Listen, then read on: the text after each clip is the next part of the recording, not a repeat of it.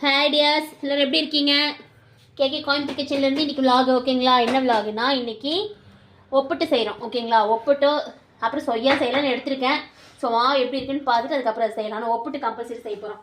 அங்கே பார்த்தீங்கன்னா மைதா மாவு ஜலிச்சு வச்சுருக்கேன். இங்கே பார்த்தீங்கன்னா கடலப்பருப்பு வேக வச்சுருக்கேன். ஒரு அடி அடிச்சுக்கலாம். ஓகேவா? நல்லா கொஞ்சம் நைஸாக இருக்கிறதுக்கு அரைச்சாச்சுங்க. பாருங்கள், போதும். இந்த ஒரு கன்சிஸ்டன்சியில் நீங்கள் எடுத்து போட்டுருங்க. இப்போ வெள்ளத்தை உடச்சி இதில் போட்டுடலாம். போட்டு நல்லா பொடி பண்ணி அரைச்சிக்கோங்க. இப்போ அதுக்கு போடுற இனிப்பு பார்த்தீங்கன்னா பாகு காய்ச்சல். சரிங்களா? வெள்ளத்தை வடச்சட்டியில் போட்டு கொஞ்சோண்டு தண்ணி ஊற்றி ஜஸ்ட்டு சும்மா 2 இது பண்ணுங்க. ஓகேங்களா? பாகெல்லாம் காய்ச்ச வேணாம், சும்மா வடிகட்டிக்கலாம். அதில் இருக்கிற மண்ணெல்லாம் எடுத்துக்கலாம். எடுத்து பிணைச்சிக்கலாம். சரிங்களா? சப்பாத்தி மாவு பழத்துக்கு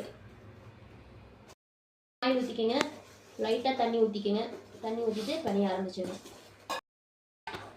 பிணைஞ்சிக்கோங்க. ஓகேங்களா? அவ்வளோதான், ஃபினிஷ்ட். பிணைஞ்சாச்சு.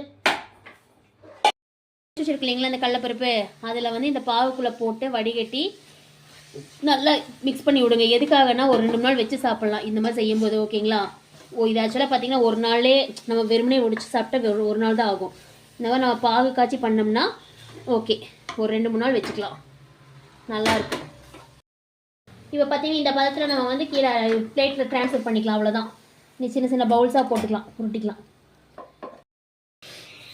ஃப்ரெண்ட்ஸ், இங்கே பாருங்கள், இதுதான். ஓகேங்களா? மைதா மாவு வச்சு நல்லா இது பண்ணிக்கோங்க, தட்டிக்கோங்க. தட்டிட்டு உள்ளுக்குள்ளே ஒரு உருண்டை வச்சு நம்ம இந்த பக்கம் அந்த பக்கம் க்ளோஸ் பண்ணிவிட்டு ஒரு அமுத்துங்க.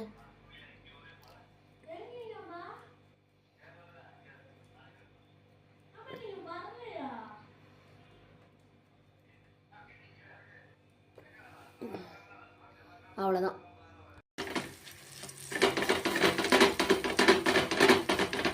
அவ்வளோதான்.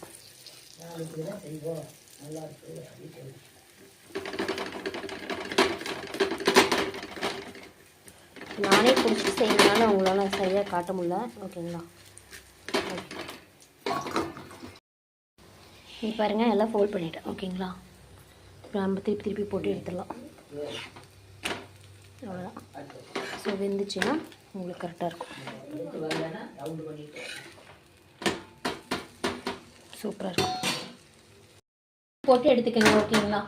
ஆல்மோஸ்ட் இங்கே நான் சுட்டுட்ருக்கேன். இங்கே சொய்யானுக்கு எண்ணெய் ஊற்றி வச்சாச்சு. ஓகேங்களா? இங்கே மாவும் கலக்கி வச்சிட்டேன். அப்புறம் இங்கே பார்த்தீங்கன்னா பவுல் போட்டு வச்சுருக்கேன். அதில் முக்கி நம்ம டிப் பண்ணி எண்ணெயில் போட்டு எடுத்தால் சொய்யா ரெடி.